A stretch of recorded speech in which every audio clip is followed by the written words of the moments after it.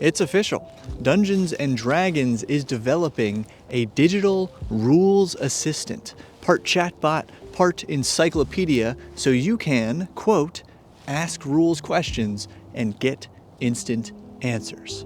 And of course, there's already been some criticism from fans speculating whether or not this upcoming tool will be powered by artificial intelligence. But surprisingly, the CEO of D&D's parent company just confirmed in an interview, AI plays no part in the production of D&D because too many people don't like it.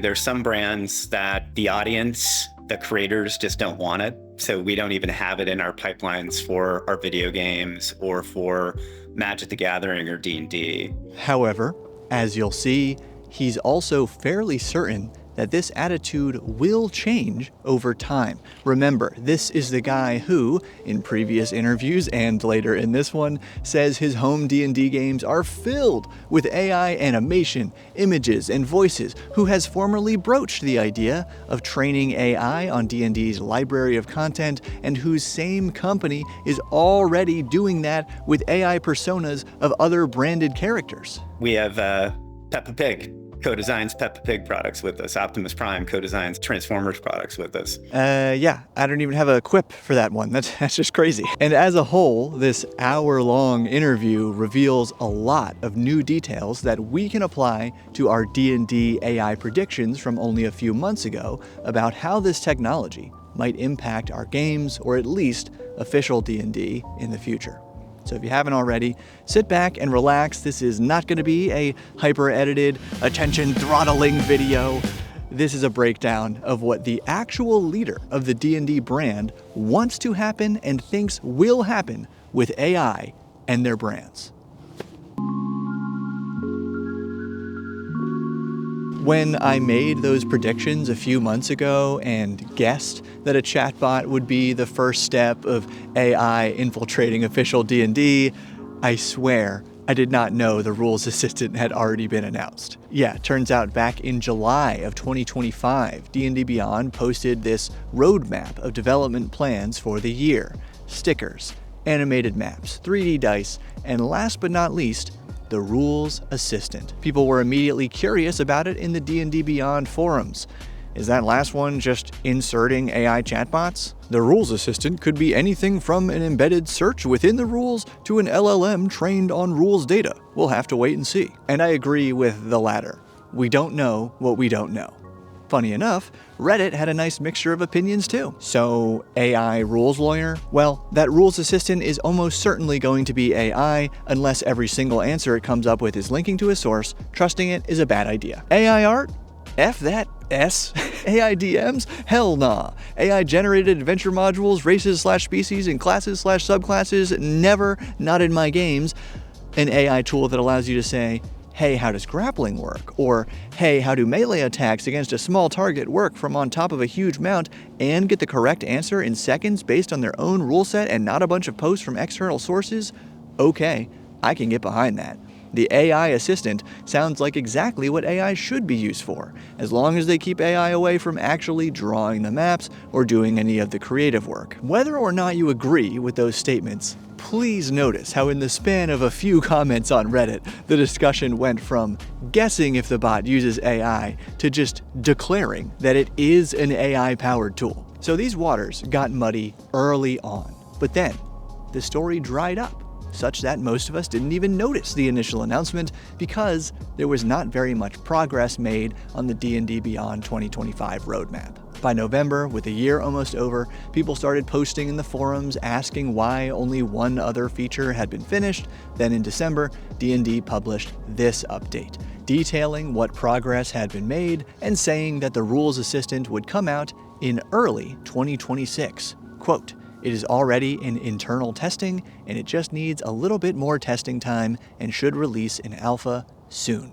Now, as far as I know, that alpha version has not been released yet as of early March 2026, which means we're probably missing the early 2026 window for this delayed release, and the question becomes, why? What is still slowing the release of this rules assistant? Again, we do not know. but we can wonder. Is it an AI tool that just won't behave? Is it taking longer than projected because there's no AI involved? Or was it an AI tool that had to be un-AI-ified to match these recent statements from the CEO? Okay, but first, you know I'm a mostly analog GM. Besides Google Docs and spreadsheets, the only digital RPG tools my group uses regularly are for music. And I'm happy to tell you about one of our free audio tools, today's sponsor, Tabletone. Not only does the app offer hundreds of ambient songs and sound effects for every moment, from tranquil taverns to dangerous dungeons to dangerous taverns and tranquil dungeons, but it smoothly transitions every change between tracks, intensity, and mood. We've been using Tabletone in our D&D starter set campaign, and it really brings a scene to life without distracting from the game itself. I'm lucky in that one of my players does the DJing, but Tabletone specifically uses a sleek design to keep the mental load as low as possible for busy game masters. And of course, all sounds are 100% human-made, no AI, recorded and produced by professional composers and audio engineers in real studios. Plus, no subscription. You build a personal collection with one-time purchase content packs, and it all starts when you download the free Tabletone starter pack through my link below so they know who sent you. Okay, pretty weak nature break here, folks, but I just scared away a fox. I was coming up the trail right over here. It was somewhere in this brush and leapt clear out and ran down this hill. And I wish I caught it on camera, but yeah, it was there and it was gone. Okay, nature break part 2. Right here in the middle of the trail, we have what looks like a pellet, a little clump of fur, undigested and regurgitated from usually a bird of prey. And if we were to pick that apart, we'd probably find lots of little animal bones in there too. But I'm not gonna lie, the shape of this and the fact that it is on the ground in the middle of a trail makes me think this might just be a piece of poop. And hey, that sure is some transition back to Chris Cox, the CEO of Hasbro, which owns the D&D brand, chatting with Nilay Patel for TheVerge.com, and I appreciate how they kick this off. I'm excited to talk to you. It's been about 3 years since our last conversation. I was looking at that episode. Boy, we talked about NFTs a lot 3 years ago. If we talked about it at all, we talked about it too much. Joking about how, yeah, in 2023, NFTs were the technological revolution of the day, supposedly changing the way people think about artwork, but really turning out to be a worthless endeavor primarily associated with crime. Anyway, they gradually get to talking about AI through the lens of what Hasbro excels at. What we're super good at is, building a relationship anchored in play and pretend and imagination with 2, 3, 4-year-olds up to teenagers, and then kind of never letting go. We just keep giving them something that they want to collect, that they want to game with their friends, that they want to play with for an entire lifetime. And they revisit this lifetime of play initiative several times. Later, Chris defines their very corporate-sounding acronym for it called GEM Squared, Gamified, Entertainment-Driven, Multi-Purchase, Multi-Generational. And for you and me, it's easy to see how Dungeons & Dragons checks all of those boxes. These are entertaining game books you can share with multiple generations of people today and then pass down. Maybe they don't love the pass down part. But D&D is not the only Hasbro brand checking those boxes. Chris tells the story of how he immediately noticed the coming wave of popularity around the Netflix movie K-pop Demon Hunters, and by using AI tools and 3D printing, their design teams went from initial correspondence with Netflix to pitching a line of products in under 2 weeks, which he says historically would have taken months to produce. So Nilay, the interviewer, playfully asks Chris if he himself was at home prompting ChatGPT to mock up K-pop Demon Hunter toys, which he denies, but then goes on about how he uses it all the time for his personal D&D games. I don't do that for our products, but I do that all the time for kind of like just personal passion projects. And Dungeons & Dragons is kind of my jam, and I DM like probably 3 or 4 groups, and there is so much AI-based animation and images and text and and sound effects and voice cloning on my PC, it would floor you. It's also nice to hear he's toned it down to 3 or 4 groups instead of saying 30 to 40 people like he did in that one interview a while back. Hey, maybe that's still true. We don't know.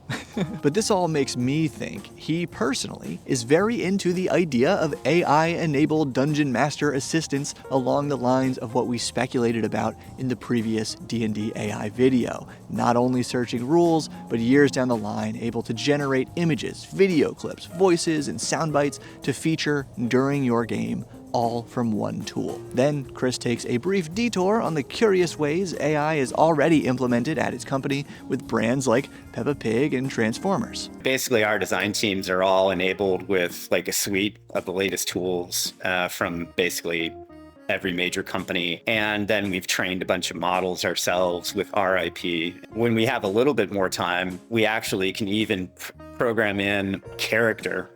And the character from the IP can actually be a co-designer with us and help us with ideas and help us with like, that's authentic, that's not authentic. In other words, this company is already using artificial intelligence to judge the authenticity of a potential product from the perspective of a character of that brand. And other uses. Optimus Prime and Megatron are 2 of the DJs that we have on our main hall of our office building. You know, Optimus is always very serious and tells you the soulful reason about the song, and Megatron basically makes fun of you for not picking Thrasher Rock. Okay, well, naturally, you might be thinking, couldn't they just ask the humans who created those characters and brands about the authenticity of the products? And Chris is clear that humans are inspiring the good ideas, making the decisions, and taking them to the next level. But scale really matters to their company. But man, like the amount of content we can create and the speed in which we can create it, it just transforms how good we are at being able to bring an idea to life and pitch things. Very idealistic, and thankfully, Nile brings us back down to earth. That back and forth between the taste of your designers and the people who manage your brands and the ability to generate slop at massive amounts of scale, it feels like the tension for every entertainment company right now. It's not going away in this industry. It feels like it's only rising. How are you thinking about it? And this is where Chris responds with the hopeful and then less hopeful sides of this news story for you and me who care about Dungeons & Dragons specifically. You saw the first clip in the intro, and it makes a nice headline for RPG News. Hasbro won't use AI in D&D because the audience, the creators, just don't want it. But there's like 40 more minutes of this interview where Chris Cox repeatedly suggests this is a temporary state. One of the best examples comes just a minute or 2 later when he talks about how they've already empowered their creative teams with AI tools and watched their work level up. Listen here. And I think what we found is, you know, when our creatives have a chance to use it, and then they're able to collaborate with other creatives who are using it and see all the playful ways that they can bring ideas to life, it hasn't been a difficult chore to get us to get people to adopt. Chris believes that designers create better products, better art with AI in their tool belt, and furthermore, that those results are convincing more designers to embrace this technology.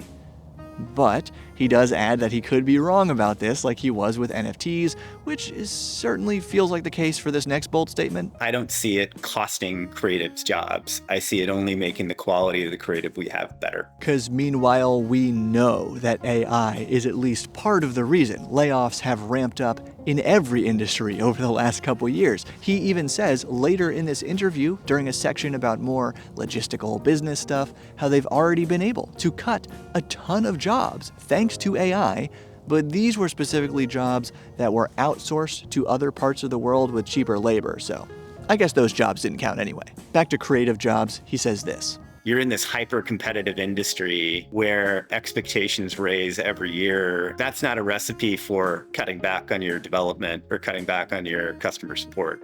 That's a recipe on figuring out how you get more efficient so you can do more with the same. So, let me get this straight. This technology is not a threat to creatives, but it's something they all must start using so higher-ups can squeeze more work out of them in order for them to keep their jobs. That sounds a lot like a threat, actually. And oh boy, apparently it's not just creatives who are gonna get on board with AI, it is gamers like you. I think a lot of gamers don't like AI in games today, but I think eventually someone's going to figure out how to use AI in a way that's high quality and is fun and makes games better. So please remember, for clarity, he's talking about video games in that clip, not tabletop. I have no idea what the expenses or profit margins are like in video games versus tabletop, so maybe that logic will never need to be applied to Dungeons & Dragons in order to keep those designers employed. But it really sounds like he assumes it is only a matter of time until all gamers get over it, because they'll play a fun game that was made with AI, just like he says other designers got over it once they saw the capabilities. If we look back at the Reddit comments, there's already a cohort of people who are very against AI generative tools, but totally cool with AI search tools. And I'm sure there's semantic arguments to be made here about whether or not chatbots are technically AI tools anyway, depending on how they've been built, because that technology has been around for at least like 20 years. But whether or not the D&D Beyond Rules Assistant uses any AI today, surely the next step would be when that Rules Assistant tacks on a little suggestion to your rules question, or gains the capability to generate random names for NPCs, or to help you generate balanced encounters using other tools from the website. And especially for something like that, getting help to balance an encounter, that's technically an instant answer to your rules question. So there is this slippery slope, or maybe not even slippery slope, but there's definitely a slope between the rules assistant they've already promised to make to the dungeon master assistant that it seems like many DMs would already embrace, to the AI DM itself. And I think Chris is correct that these tools could become normalized if they are fun to use. And while he assumes that'll happen, I'm not so sure. I think it'll take at least 5 to 10 years for that fun to emerge, and certainly that long for opinions to shift, which Chris also admits is crucial for the next stage of AI. I think the fandoms have a lot of authority over our brands and what we make. Like, anyone who makes a great game that endures, or a great IP that endures, has to listen to their fans. My view on AI and user-generated content is, as owners of multiple brands, you can't ignore it. You can't stick your head in the sand and just, it's not a game you're going to win if you just play defense. You got to figure out a way to engage the fans. You got to figure out a way to engage the platform, and hopefully figure out a way that you can make an ecosystem where everyone wins. Where everyone wins sounds a lot like the "we both won" argument from the D&D licensing scandal, when fans took a hard stand against a change the company wanted to make in order to, oh that's right, defend against NFTs. Is it going to be disruptive? Yeah.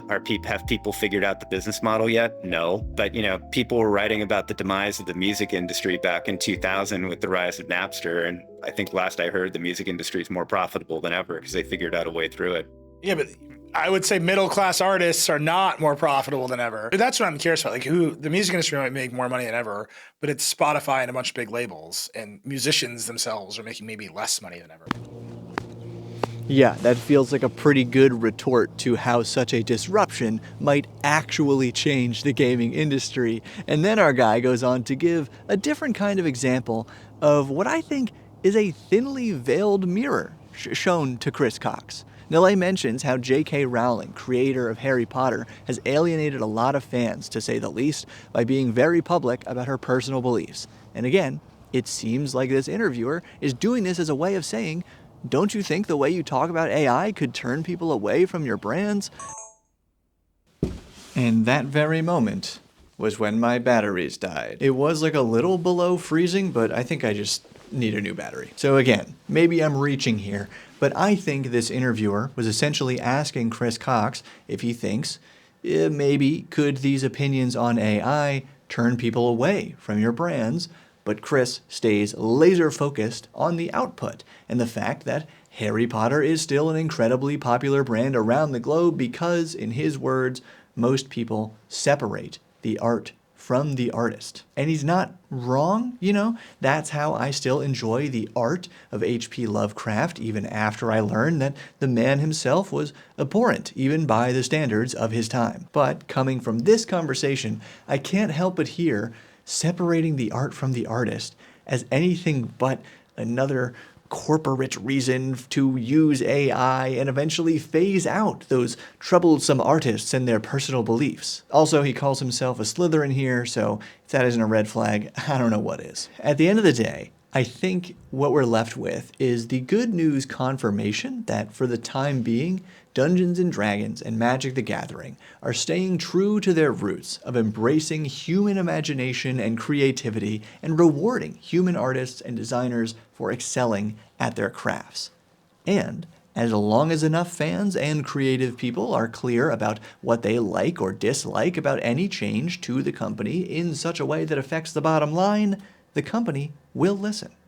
In any case, take comfort in knowing that you can play however you want. So I can't wait for this D&D Rules Assistant to come out so we can all actually see what it's like.